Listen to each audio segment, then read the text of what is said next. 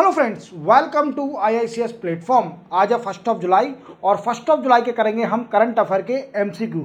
तो चलिए lecture start करते हैं। लेक्चर स्टार्ट करने से पहले चैनल को सब्सक्राइब और बेल आइकन प्रेस करना ना भूलें और वीडियो पूरा देखें।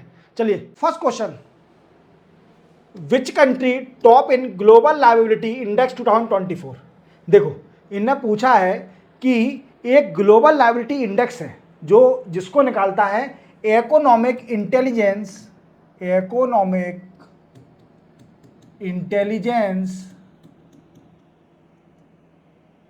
यूनिट। कौन निकालता है? Economic intelligence unit. अब ये निकालने के साथ क्या होता है सर जी, इसमें बताया है कि किसने टॉप किया है। तो टॉप आप देख पा रहे होंगे, यह वीना कंट्री। वीना कंट्री कहां पर है? ऑस्ट्रिया। और ऑस्ट्रिया कहां पर है दोस्तों? Austria the country of Europe. तो कंफ्यूज मत हो जाना, ऑस्ट्रेलिया और ऑस्ट्रिया कंट्री में कभी कंफ्यूज मत हो जाना। Austria country is a country of European country और ऑस्ट्रेलिया तो आप जानते हो कि एक डिफरेंट कॉन्टिनेंट है। तो इसमें इस इंडेक्स में 173 कंट्रीज को 173 कंट्री कवर करी जाती हैं जिनकी सिटीज की रैंकिंग दी जाती है। और टॉप किसने किया है? वीना कंट्री ने, जो कि ऑस्ट्रिया की कैपिटल है। अब ये होता क्या है सर जी? सर जी आप तो एक बात समझिए, इसको इकोनॉमिकल इंटेलिजेंस यूनिट इसको निकालता है।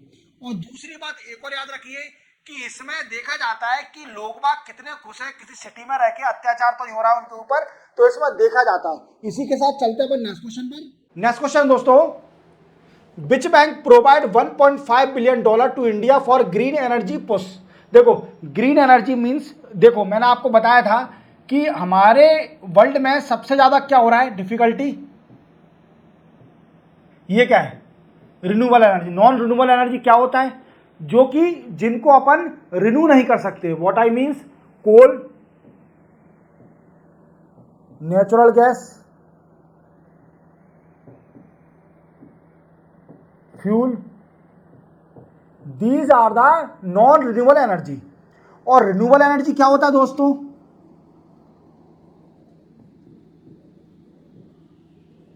Renewable energy are solar energy, wind energy, ठीक है। These are the example of renewable energy. अब इसने बोला है कि किस बैंक ने इंडिया को लोन दिया है कि वो ग्रीन एनर्जी पे काम करे। अब ग्रीन एनर्जी पे काम करेगी तो क्लाइमेट चेंज जो हो रहा है, क्या हो रहा है दोस्तों? क्लाइमेट चेंज जो हो रहा है उस पर कंट्रोल किया जाएगा। क्या किया जाएगा?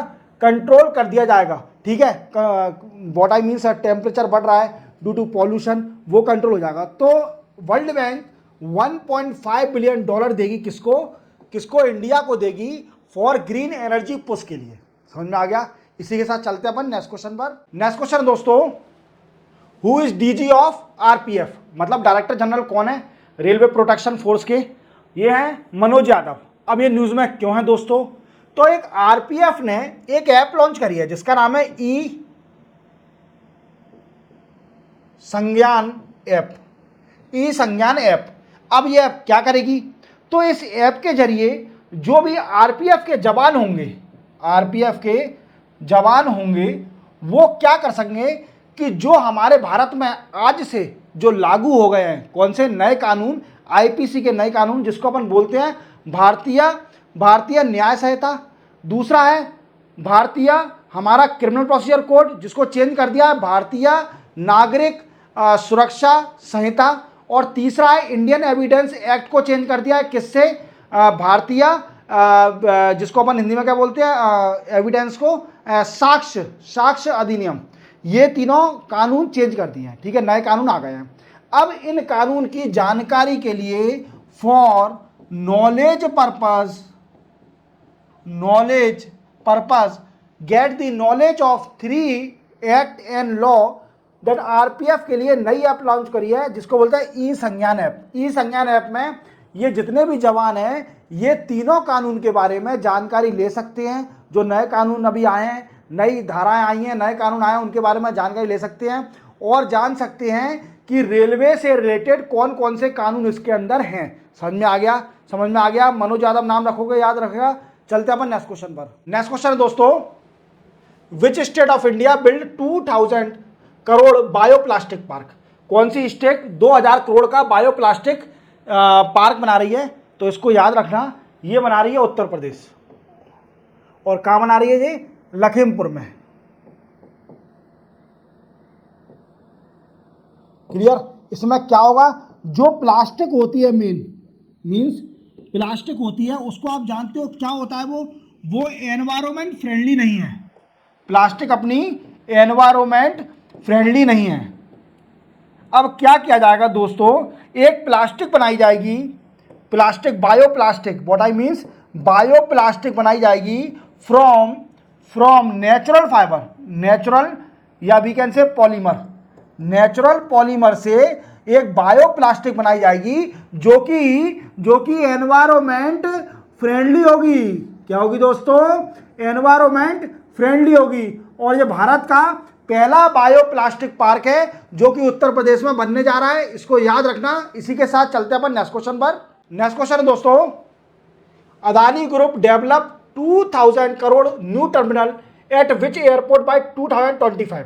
देखो क्या है कि आपको मालूम है कि जो आसाम गुवाहाटी का जो एयरपोर्ट है जिसका नाम है लोकप्रिय गोपीनाथ बरदोली इंटरनेशनल एयरपोर्ट इन गुवाहाटी, ये एयरपोर्ट में क्या है दोस्तों, ये एयरपोर्ट को किसने एक्वायर कर लिया है?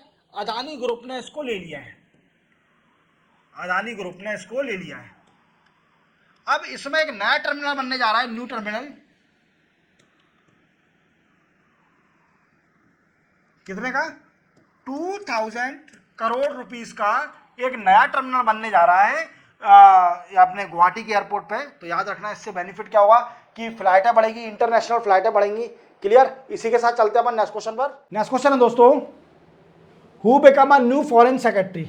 नए फॉरेन सेक्रेटरी कौन बने हैं? तो दोस्तों वो बने हैं विक्रम मिश्री। विक्रम मिश्री बने हैं। ये विक्रांत मैसी से कंफ्यूज मत हो जाना, जो 12th फेल में थे वो विक्रांत मैसी थे, ये विक्रम मिश्री हैं जो कि नए फॉरेन सेक्रेटरी बने हुए हैं। तो 12th फेल मूवी मत याद करना कि 12th फेल के विक्रांत मैसी फिर से फॉरेन सेक्रेटरी बना दिया उनको 12th फेल की सक्सेस का। नहीं, ये विक्रम मिश्री हैं, इनका फोटो देख लीजिए। देखो ये फॉरेन सेक्रेटरी बन गए, इंटेलेक्चुअल पर्सन है। चलते अपन नेक्स्ट क्वेश्चन पर। नेक्स्ट क्वेश्चन है दोस्तों, who took charge as the new chief secretary of UP. UP के नए चीफ सेक्रेटरी बन गए हैं और इनका नाम है मनोज कुमार सिंह। मनोज कुमार सिंह हैं, ये नए चीफ सेक्रेटरी बन गए हैं। किसके? यूपी के नए चीफ सेक्रेटरी बन गए हैं। याद रखोगे इसको याद रखोगे।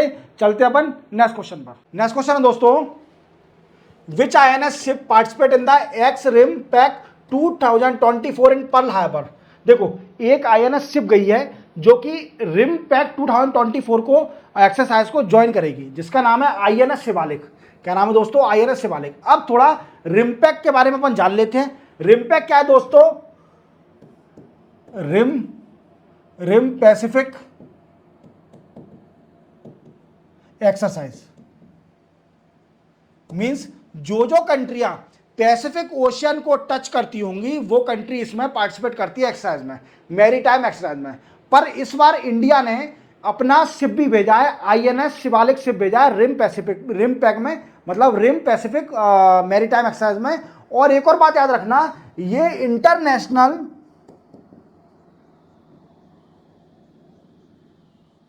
लार्जेस्ट मैरीटाइम एक्सरसाइज है। समझ में आ रहा है आपको? ये वर्ल्ड की सबसे बड़ी मैरीटाइम एक्सरसाइज है जिसमें कई सारी कंट्रियां पार्टिसिपेट करती हैं। समझ रहे हो आप मेरी बात को? और ये कहां पर हो रही है?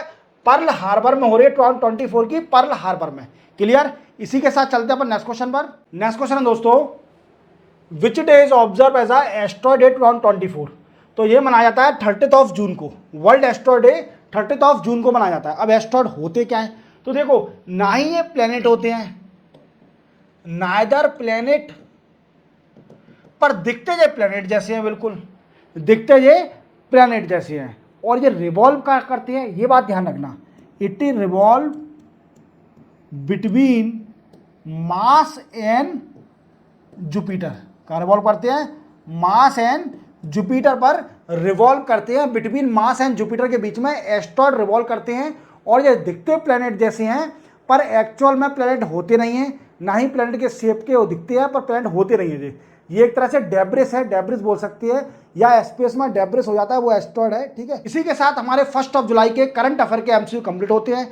चैनल को सब्सक्राइब कर लेना और बेल आइकन प्रेस जरूर कर लेना, और वीडियो को हमेशा पूरा देखना। ज़्यादा मैं क्वेश्चन कराता नहीं, 10 या 12 क्वेश्चन कराता हूँ, बहुत छोटा वीडियो रहता है 10 या 12 मिनट का, तो आपको बहुत बेनिफिशियल देखा। मिलेंगे हम कल 2 जुलाई को, जब नया करंट अफेयर के एमसीक्यू आएंगे। तब तक के लिए जय हिंद।